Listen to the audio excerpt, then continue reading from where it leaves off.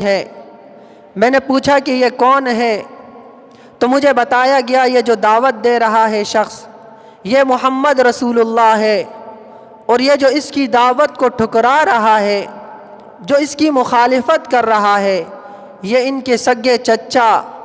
ابو لہب ہے۔ رسول اللہ صلی اللہ علیہ وسلم نے اپنی دعوت کا اظہار تو پہلے ہی کر لیا تھا، لیکن پہلے اسلام کی دعوت دے رہے تھے۔ اب رسول اللہ صلی اللہ علیہ وسلم نے علی الاعلان ان بتوں کی برائیاں شروع کر دی، ان کے باطل معبودوں کی برائیاں شروع کر دی، اور کھلم کھلا اس بات کا اعلان کرنے لگ گئے کہ اے لوگوں، یہ جو آپ پتھر کے بنے ہوئے بتوں کو پوجتے ہو، نہ یہ نفع دے سکتے ہیں اور نہ ہی یہ نقصان دے سکتے ہیں، لہذا آپ ایک اللہ کی عبادت کرو، اپنی پیشانیوں کو اس رب کے سامنے جھکاؤ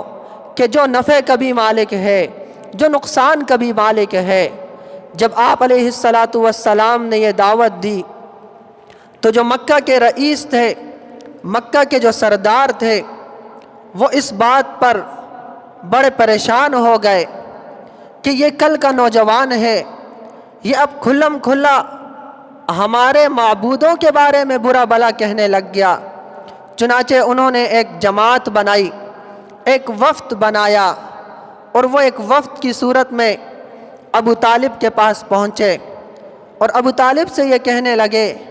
کہ دیکھو، یہ جو آپ کا بھتیجا ہے یہ ہمارے جو خدا ہیں انہیں احمق کہتا ہے، یہ ہمارے آباء و اجداد کو جاہل کہتا ہے، یہ ہمارے آباء و اجداد کے دین کی تکذیب کرتا ہے، آپ اسے سمجھائیں کہ یہ ہمارے باطل معبودوں کی تکذیب نہ کرے۔ ابو طالب نے پیار محبت سے ان سے بات کر کے انہیں ٹال دیا، لیکن رسول اللہ صلی اللہ علیہ وسلم کا ساتھ نہ چھوڑا۔ آپ علیہ السلام کا مسلسل ساتھ دیتے رہے۔ کچھ دن گزرے، پھر قریش کے لوگ جمع ہوئے، انہوں نے کہا یہ نوجوان تو سمجھنے والا ہی نہیں ہے۔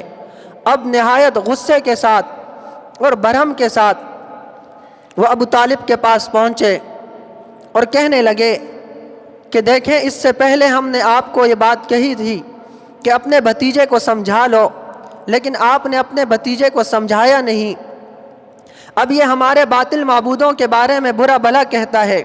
یا آپ اسے سمجھا لیں اور یا پھر اسے ہمارے حوالے کر دیں کہ ہم اسے خود سمجھائیں گے۔ آپ یا اسے سمجھا لیں یا پھر ہمارے اور اس کے درمیان جو آپ حائل ہیں، ان کی جو مدد اور نصرت کر رہے ہیں، اس معاملے کو ختم کر دیں، ہم خود اسے سمجھا لیں گے۔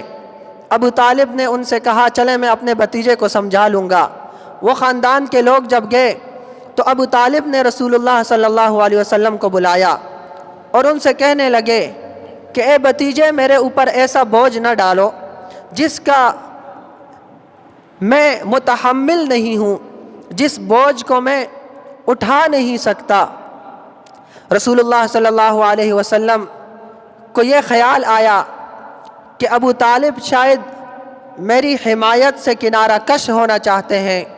میری حمایت کو چھوڑنا چاہتے ہیں،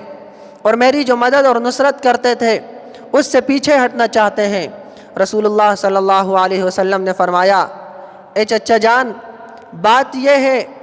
کہ یہ لوگ اگر میرے سیدھے ہاتھ پر چاند رکھ دیں اور الٹے ہاتھ پر میرے سورج رکھ لیں اور پھر اس کے بعد مجھ سے یہ کہیں کہ آپ اس دین کی دعوت کو چھوڑ دو، تو میں ایک لمحے کے لیے بھی اس بات کے لیے تیار نہیں ہوں گا کہ میں اس بات کو چھوڑ دوں۔ یہ کہتے ہوئے رسول اللہ صلی اللہ علیہ وسلم کی آنکھوں سے آنسو روانہ ہو گئے کہ ساتھ دینے والا پہلے کوئی نہیں تھا، یتیمی میں نے آنکھ کھولی، باپ کا سایہ سر پر نہیں تھا، تھوڑی عمر 6 سال کی ہوئی، والدہ کا سایہ سر سے اٹھ گیا، عبد المطلب دادا پرورش کر رہے تھے، 8 سال عمر ہوئی، دادا کا سایہ سر سے اٹھ گیا، پھر اس کے بعد جو ساتھ دینے والی زوجہ تھی اس کا ساتھ بھی ختم ہوا، اب میرے چچا میرا ساتھ دیتے تھے، وہ بھی مجھ سے کنارہ کش ہونا چاہتے ہیں۔ رسول اللہ صلی اللہ علیہ وسلم کی آنکھوں سے آنسو جاری ہو گئے۔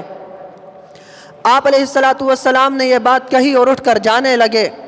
तो अबू तालिब ने रसूलुल्लाह सल्लल्लाहु अलैहि वसल्लम को बुलाया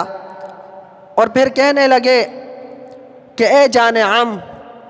आप इस बात की दावत देते रहें, मैं कभी आपका साथ नहीं छोड़ूंगा। रसूलुल्लाह सल्लल्लाहु अलैहि वसल्लम इस्लाम की दावत दे रहे हैं। अब तीसरी मर्तबा फिर कुरैश का एक वफ़द जमा हुआ और वो फिर अबू तालिब के पास आया और अबू तालिब से कहने लगा, देखो बात यह है कि आपको अपना भतीजा पसंद है, आप अपने भतीजे से मोहब्बत करते हैं, इस वजह से आप अपने भतीजे को छोड़ नहीं सकते। ऐसा करते हैं, अम्मारा बिन वलीद मक्का का एक नहायत खूबसूरत नौजवान था, हसीन व जमील था।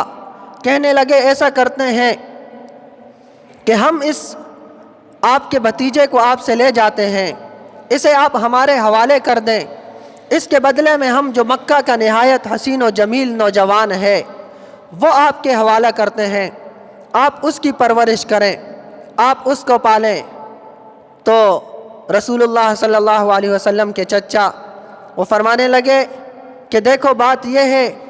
कि मैं अपने भतीजे को आपके हवाले करूं और आपकी औलाद की परवरिश करूं, ये तो इंसाफ की बात नहीं है, ये तो कोई